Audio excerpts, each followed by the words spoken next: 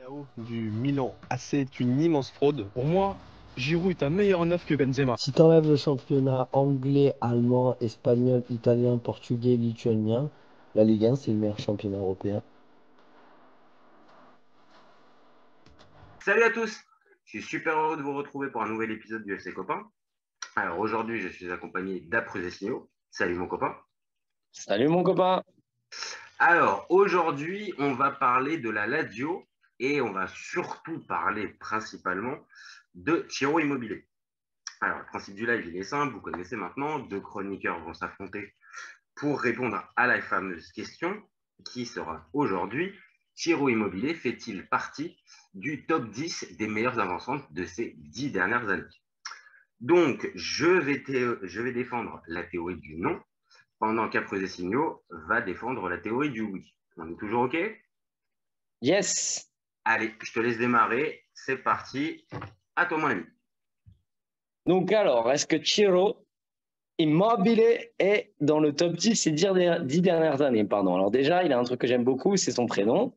C'est un petit peu d'affect. C'est le même prénom que le personnage dans Gomorrah qui s'appelle l'Immortale. Et c'est un peu un immortel, Ciro, parce qu'il a failli mourir à Dortmund et au FC Séville, mais il est comme le phénix, il renaît de ses cendres. C'est quand même Ciro, j'aime pas les chiffres normalement, mais pour un buteur, c'est le seul, on va dire, endroit dans le foot où c'est le plus important, donc c'est les stats. Donc il est à 290 buts en carrière, 200 buts en Serie A, c'est quand même très très beau. C'est le meilleur buteur, ça vaut ce que ça vaut, de l'Europa League en 2018, donc c'est déjà pas mal. Et c'est le meilleur attaquant de Serie A en 2020, en 2022, si je dis pas de bêtises. Et il est meilleur buteur de D2. Non, ça c'est pour la vanne. Après. Et en plus, c'était avant les 10 ans. Voilà, c'était avant les 10 ans. C'était pour la vanne. Hein, petit deux. Ah, il est là, il est sur la bête. Non, pour moi, Chiro, c'est vraiment un joueur qui est complet déjà. C'est un joueur élégant. J'aime beaucoup. Je trouve que c'est un mec à la classe. C'est un petit peu Giroud, mais qui marque des buts. Tu vois la différence. Et pour moi, il est juste parti trop jeune à Dortmund. Et il a le défaut d'être italien. Donc, la pasta della mamma, elle se fait pas trop à Séville, elle se fait pas trop à Dortmund. Et on sait très bien que les Italiens, ils s'exilent mal. Et je pense qu'il est parti trop jeune. S'il était parti un peu plus tard, il se serait peut-être déjà mieux adapté. Mais surtout, le problème, c'est qu'il aurait dû rester en Italie et passer étape par étape. Et je pense qu'il aurait fini à la Juve ou au Milan. Il aurait fait une carrière assez, pour moi, enfin, bien meilleure. Et surtout, moi, je trouve qu'on est très dur avec lui quand on dit qu'il n'est pas dans le top 10 parce que c'est un mec qui joue quand même avec Jordan Lukaku. Donc, il faut les mettre à un moment les 42 buts quand c'est Jordan Lukaku qui te fait des passes. Donc, pour moi, ça reste quand même un gros buteur, un très bon joueur. Je sais ce que tu vas me dire. Donc, je l'attends avec impatience qu'il marque contre les équipes en bois. Mais c'est des saisons exceptionnelles, 42 buts. Et surtout, il est aussi champion d'Europe. Donc, pour moi, allez, s'il n'est pas top 10, Chiro, il est top 11. Voilà. Ok. Non, ça me va. Ok. Franchement, il y a des trucs il y a des trucs qui se défendent dans ton avis. Après, on en parlera tous les deux dans le débat. Moi, je te fais mon avis, mais il y a des trucs que je partage. Vraiment, avant de commencer, il y a vraiment des trucs que je partage. Allez, c'est parti. Donc, pour moi, faire un débat sur Ciro Immobilier et sa place dans le foot sur ces 10 dernières années, c'est forcément clivant parce que tu l'as dit, tu es revenu dessus dès le départ. Les stats, elles ont un poids important, voire incontournable pour un buteur. On parle, comme tu l'as dit, je ne vais pas les ressortir, il y a quasiment 200 buts, c'est 199 exactement, 324. Mais voilà, on pourrait continuer comme ça sur tout un tas de saisons avec un tel ratio. Il a forcément sa place de base dans le top 10. Mais ça, c'est si on regarde juste les stats et si on ne va pas un peu plus loin. Un petit peu ça. Mais sur les 10 dernières années, tu l'as précisé aussi un peu, et moi, ça va aussi un peu dans ce sens-là, il y a eu des échecs pour Immobilier. Il y a eu Dortmund, il y a eu Séville, et il y a eu la première saison qu'il fait au Genoa, saison de série B avec Pescara où il cartonne tout. Donc, on va dire, Même le retour, d'ailleurs, pour aller dans ton sens, même le retour au Torino, il n'est pas terrible. il n'est Le pas premier terrible non plus. Exactement, et c'est ce que j'allais dire. Certes, il y a une partie où, avant qu'il parte justement du côté de Dortmund, il explose, mais après son retour, c'est pas forcément couronné de succès. Et il va y avoir le fameux départ à la Lazio. Et le départ à la Lazio, ça va véritablement illustrer les vraies limites mentales pour moi, je pense, pour Ciro Immobile. Parce que là, on va commencer à appuyer un peu là où ça fait mal.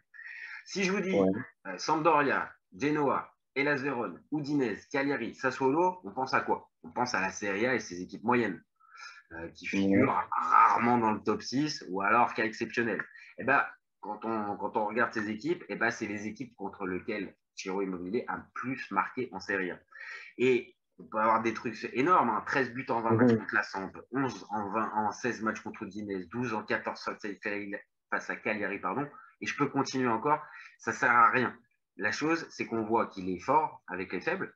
Et par contre, quand il commence à rencontrer les gros, c'est 8 buts en 21 matchs face au Milan, 6 buts en 21 matchs face à la Juve et 6 buts en 20 matchs face à l'Inter. Tout de suite, le ratio, il fait un peu plus mal.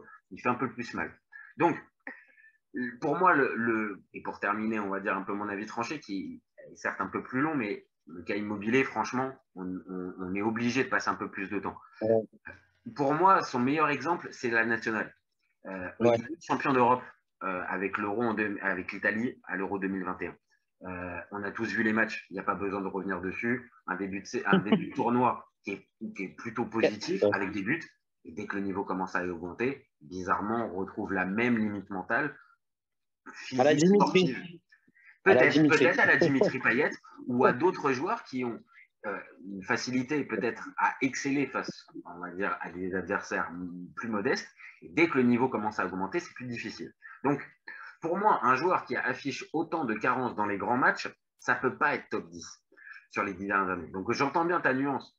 S'il n'est pas top 10, il est peut-être top 11 et je pourrais peut-être te rejoindre sur certains points. Il peut atteindre ce top 10, mais dans la globalité.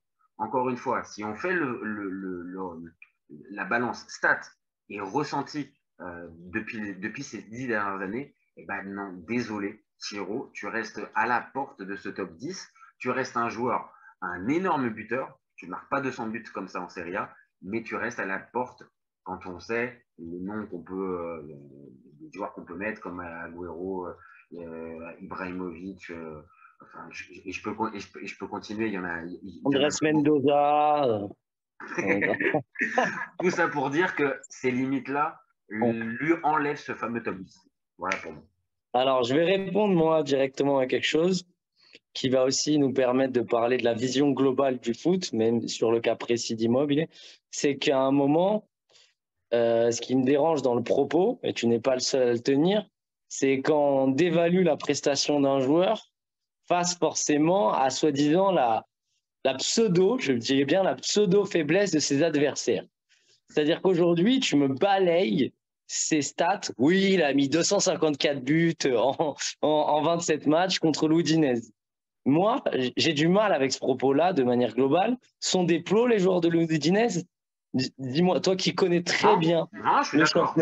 C'est pas des plots, c'est des joueurs professionnels et qui jouent en Serie A, donc avec un niveau quand même, un certain niveau de performance. Oui, c'est pas des. J'entends souvent sur la Ligue 1. J'entends souvent sur la Ligue 1 et j'ai encore plus de mal à l'entendre sur le championnat italien. Et il faut quand même il faut les mettre, ces buts. Après, la faiblesse mentale, mais j'aimerais vraiment déjà qu'on parle de ça. Comment on fait pour juger un joueur?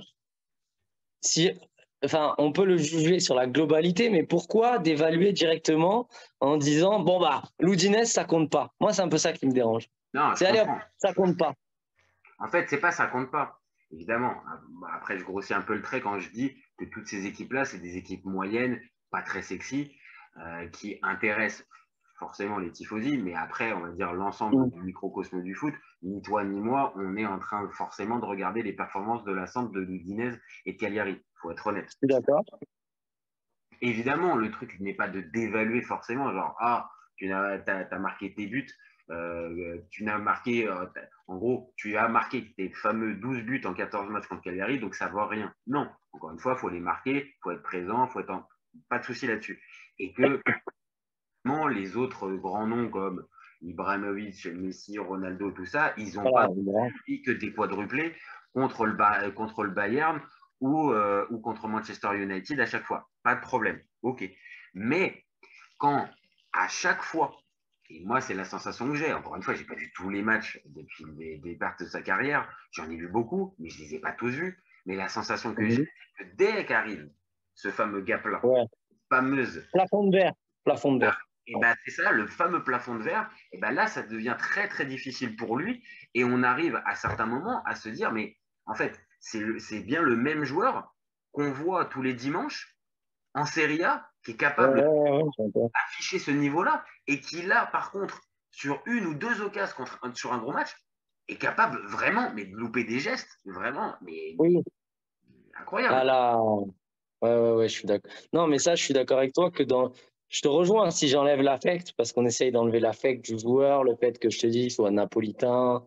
Voilà, il y a plein de choses que j'aime chez lui, ce qui dégage, son aura, la classe, c'est un peu un joueur de ma génération, un peu plus jeune que nous, mais qui reste encore, voilà, que j'aime. Il y a un côté romantique dans Chiro que j'aime bien, loser magnifique, qui explose, voilà, mais qui n'arrive pas à passer le cap. Mais au-delà de ça, moi, j'aimerais bien qu'on établisse déjà un top 5 sur les 10 dernières années pour voir, effectivement, il n'est pas dans le top 5. Donc, si on donne un top 5, on est sûr de Ronaldo, Messi, Suarez, qui on mettrait Lewandowski. Lewandowski, ça paraît évident. Bon, ça, c'est évident. Et après, on met qui? On met Cavani dans le top 5 ou pas, déjà? Pour voir déjà. De ces 10 dernières Ouais, pour les meilleurs buteurs. Messi, Ronaldo, Lewandowski, il n'y a pas de débat. C'est le top 3. Je pense que on ne peut pas débattre. Non, après, pour moi, tu as Suarez. C'est ce que j'allais te dire. Avant Cavani, Suarez, pour moi, est incontournable. Peut-être pas au nombre de buts. Je pense que si on vérifie les stats, Cavani, il est au-dessus de Suarez. Mais. L'autre, il fait partie de la MSN. Il est. Oui, mais on ne parle pas que de chiffres. Voilà. Bien sûr, ouais, mais là, si on ne fait pas que de chiffres, les saisons que fait Suarez, elles sont encore plus impactantes que celles de Cavani. Pour moi, celle de Liverpool, il atteint un niveau que jamais n'a atteint Cavani dans sa. Donc, il faut que tu lui retrouves encore 5 joueurs au-dessus. Bon, tu l'as cité, Ibra, on est d'accord. OK. Aubameyang, je suis désolé, mais pour moi, même si. Il y a débat, hein. Il y a débat. Hein. Bon, après. Il y a débat. Et après, encore une fois, c'est ce qui fait le sel aussi, justement, de cette question-là. Moi, je trouve qu'il est moins élégant. Oui. Ah oui. Bah, on va dire sur véritablement sa qualité première, qui est l'accélération et la vitesse. Voilà. C'est un tout droit, mais bon, c'est dur de dire ça. Ouais, là, je suis dur. Là, le tout droit, je peux pas. On l'a beaucoup mis dans cette. Saint-Etienne, ouais.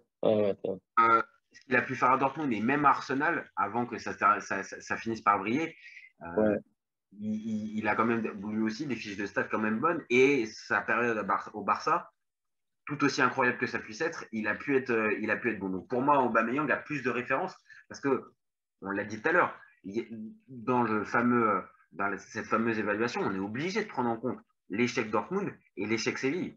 C'est-à-dire l'exportation. Oui, je suis d'accord. On est obligé de dire, on ne peut pas dire que Chiro, il n'a pas un problème mental. Sinon, je suis malhonnête. On est obligé de dire qu'aujourd'hui, effectivement, c'est caca culotte quand il y a des gros matchs, qu'il se cache, comme un certain Marco qui joue au PSG. On est obligé de dire que ces mecs-là, ils ont des problèmes mentaux, qu'effectivement, il disparaît pendant l'Euro, qu'il y est pour rien quasiment dans la victoire. Enfin, pas pour rien, c'est dur, mais voilà, qu'on l'attendait, que moi, il m'a déçu. Mais comme même en tant que supporter de l'OM, moi, j'aimais beaucoup Marco Verratti. Hein. J'étais dégoûté qu'il signe à Paris. J'étais vraiment dégoûté quand il était à Pescara. Mais le match qu'il fait contre la Suède, il m'a tué. Ben, lui, c'est un peu pareil. L'Euro, je m'étais dit, putain, il a l'occasion de te la faire fermer, entre guillemets, et de la faire fermer aux gens qui doutent de lui. Et effectivement, oui. Mais après, moi, je reste. Si on me pose la question, est-ce que Chiro, c'est un top player? Je dis non. Parce que mentalement, il n'a pas passé le cap. Maintenant, est-ce qu'il est top 10? Donc, continuons sur la liste. Ibra, il est au-dessus. Ouais. Là, pour moi, il n'y a pas de débat. Aubameyang, sa stat. Ça se tâche. Euh, Pour moi, c'est devant. Agüero, pour moi, Agüero devant. Benzema. Ah oui, je ne l'ai pas dit, mais. Là, Après, est-ce que c'est un buteur? Est-ce qu'on reste sur les buteurs purs? Ah, C'est un super joueur, hein. Mais après, tu as raison. Benzema, c'est un peu un cas particulier. C'est-à-dire que Benzema, on l'a tous vu, c'est pas forcément le vrai attaquant de pointe, le numéro 9 qui a la c'est un Sanchez. C'est des mecs comme ça. C'est des mecs qui brillent 9,5, quoi. Non? Sur le terrain, il est quand même aligné en 9, en fait. C'est-à-dire que même à À la l'époque, fin. Oui, oui, c'est vrai. Oui. c'est lui qui est en pointe. Alors certes, Ouais. Ronaldo finit à certains moments par prendre un peu la pointe, mais globalement, dans le schéma, c'est Benzema qui prend la pointe et Ronaldo et Bale qui sont sur les deux côtés. Donc, Ouais, mais j'ai du mal à dire aujourd'hui, on fait un top 10 de 9, on met Benzema en 9. Pour moi, j'ai du mal à le dire. Même si, après, attention. après, peut-être que tout dépend si on va dire on est plus brut ou plus raffiné. Si on est plus raffiné, bah, évidemment, donc on insiste un peu plus sur les profils. Oui, Benzema n'est pas dedans. Mais par exemple, après, sur les 10 dernières années, ça ne colle pas trop parce que lui, il se met sur 2. Mais un mec comme Van Persie, c'est pas véritablement un numéro 9. C'est pas Ouais. Pourtant, Ouais. c'est-à-dire que tu as des Ouais. mecs. Ok, en fait. T'as des mecs qui scorent aussi. T'as Müller. Müller aussi, c'est pas un. Même en scorant, n'a Ouais. pas la régularité pour le coup d'un Ciro Immobilier qui fait des saisons à 37. Moi, j'en ai un. Et, Ouais. Ah, vas-y. Dieu sait que lui aussi a des limites mentales, mais je considère qu'un Gonzalo Higuaín, c'est supérieur. Ah, j'étais sûr que t'allais me le dire, ouais. Oui, mais on n'est pas à 10 là, si tu refais. J'ai pas la feuille de stats, mais on est à 7 là. On refait Messi, Ronaldo, Lewandowski, Cavani, Suarez, Ibra, Agüero, Aubameyang. Aubameyang, Higuaín, on est à 9. Ok. On est à 9. Moi, j'ai des noms là. Moi, j'ai des noms là en tête. Sans te faire rigoler, j'ai des noms en tête. Est-ce que toi là, vas-y, on a sorti 9 joueurs. On a un débat sur Aubameyang, mais vas-y, je vais te le laisser. Qui tu mets en 10e? Je l'ai. Harry Kane. Ah, je l'attendais. Je l'attendais. Je pense qu'en fait, c'est Harry Kane qui met à la porte Ciro Immobilier. Après, dans le top 10. Après, ça se tape avec. Moi, je dirais qu'Aubameyang, je te le laisse, mais j'ai du mal. Hein. J'ai du mal. Alors, peut-être c'est subjectif. Ah bah là, Oui. mais de toute façon, qu'on soit clair, Oui. au départ, on est dans du subjectif. C'est-à-dire qu'il y en a certains qui pourront nous dire, même après avoir regardé le débat, que pour eux, Thiro, il est dans le top 10 et d'autres seront pas Ouais, sûrs. mais ce serait moins subjectif si Chiro il jouait à la Juve. C'est ça, en fait. C'est là la limite aussi. C'est peut-être pour ça qu'ils se Le Milan, parce que je sais que la Juve, c'est pas mon point. Non, mais je rigole. Ouais. quand même un club avec des objectifs. Même Naples, hein. Même Naples, hein. C'est-à-dire que c'est peut-être ça aussi qui le pénalise, au-delà même, on va dire, on a dit des limites mentales et tout ça, c'est le côté, dès que tu es arrivé dans un gros club, ok, tu étais jeune et tout ça, mais derrière ça, il n'y a pas eu l'opportunité. Et que le fameux gros club, malgré les incroyables, il n'y a pas eu le gros club qui est arrivé avec la grosse offre présentée. Mais parce que, je te dis, il souffre du fait qu'il se boite, certes, il se boite, il revient, donc il se boite, donc il perd complètement son rayonnement international. Je te dis, vraiment, l'italien, c'est pas que pour les vannes, l'italien s'exporte mal, les recruteurs, ils le savent, et ils vont pas les chercher. Et Cachano à Madrid, c'est catastrophique. Cite-moi, allons à fond dans le débat, cite-moi un joueur italien qui s'exporte à l'étranger, même numéro 9. Même numéro 10. Numéro 9, spontanément, je vais penser à Vieri, sa saison, mais il y a 20 ans. Bobo, il y a ouais. 20 ans, quand il est passé à l'Atlético, mais c'est à 20 ans, c'est un autre foot, c'est un autre contexte. Non, il n'a jamais bougé. Enfin, tu vois ce que je veux dire? C'est des mecs. Après, c'est aussi un poste, malheureusement, qui est assez sinistré pour le coup en Italie. Mais je ne sais pas ce qui lui est passé par la tête à Chiro, les agents, de ne pas faire le truc classique de Théo Torino, fais ta saison d'après, pars à la Lazio. Une fois que tu es à la Lazio, pars à l'Inter, pars au Milan, pars à la Juve. Mais qu'est-ce que tu allais nous foutre à Dortmund? C'est un Italien, c'est un mec du Sud. Là, je parle de ce que je connais. Si tu vas te foutre en Allemagne, Je pense qu'il s'est perdu. Je pense qu'il s'est perdu, malheureusement. Malheureusement, on est rattrapé un tout petit peu par le timing, parce que là, on arrive sur la fin. Donc, il est top 11. Donc, il est top 11. Ça peut être, tu sais quoi, ça peut être une bonne manière pour nous de conclure ce débat. Oui, évidemment, il a des qualités, et je pense qu'on a fait assez étalage de ça depuis 20 minutes. Mais il reste pour moi quand même à la porte de ce fameux top 10. Et on précise quand même, au cas où, pour ceux qui n'auraient pas forcément compris, évidemment, on n'a pas rajouté Erling Haaland et Kylian Mbappé. Parce qu'ils sont mauvais. Ça, par contre, je te laisse la paternité de tes propos, mais plus parce qu'on parle des 10 dernières années. Sur les 10 dernières années, malheureusement, ils n'ont pas pu. Ils avaient 12 ans, quoi. Donc, voilà, même si en 5 ans, ils ont pu rattraper une bonne partie du retard pour certains, c'est une question, à mon avis. Je pense qu'ils ont mis peut-être pas loin en tout cas dans le top 5, non, mais dans le top 10, ils sont déjà dedans en termes de buts purs. Hein, je pense, oui, en termes de stats purs. Ils doivent être à 250 buts, les deux, hein, non? Oui. Mbappé, il est aussi, je pense. Ouais, mais il a plus de saisons. Ouais, il y a plus de saisons. Et puis après, Haaland, c'est quand même aussi assez impressionnant parce que ce soit Salzbourg, Dortmund ou même la City cette saison, les gars ont véritablement enchaîné. Mais voilà, pour notre débat, évidemment, on les a pas comptés. Et après, on pourrait penser aussi à d'autres comme Falcao, comme Van Persie. Ou comme Falcao, tu en as parlé, Van Persie, Falcao, j'y ai pensé, mais pour moi, Chiro, il est quand même au-dessus. Mais après, peut-être qu'il y a des gens, encore une fois, tu l'as dit, qui vont dire que Falcao, à Monaco, il joue plus la Ligue des Champions. Enfin, voilà. Hein. Mais ça peut s'entendre. On va dire ça peut s'entendre. Elle est moins bonne, dans le sens où Falcao, Prime, il est meilleur, je pense. Mais la carrière, les blessures, elles l'ont tué, en fait. C'est ça. Donc, il n'affiche pas la régularité de Immobilier. Et donc, en gros, ça veut dire quoi? Ça veut dire juste qu'on pourrait continuer comme ça pendant des heures et des heures. Malheureusement, on n'arrivera pas. On peut faire une partie 2. On peut faire une partie 2. Mais comme on l'a dit aussi, ça peut largement inspirer une partie 2 pour Chiro Immobilier ou pour ce type de problématique, en élargissant un tout petit peu plus le spectre sur 5 ou 10 ans plutôt que juste sur l'actu comme on peut le faire assez souvent avec le FC Copain. Et écoute, après les signaux, c'était un plaisir. Je te remercie pour ce bon moment. Partagé comme d'habitude. Partagé également ici aussi. Donc merci à vous de nous avoir suivis. Et puis nous, on se retrouve. Et voilà, on se retrouve super vite les copains pour une prochaine émission. Ciao. Bisous.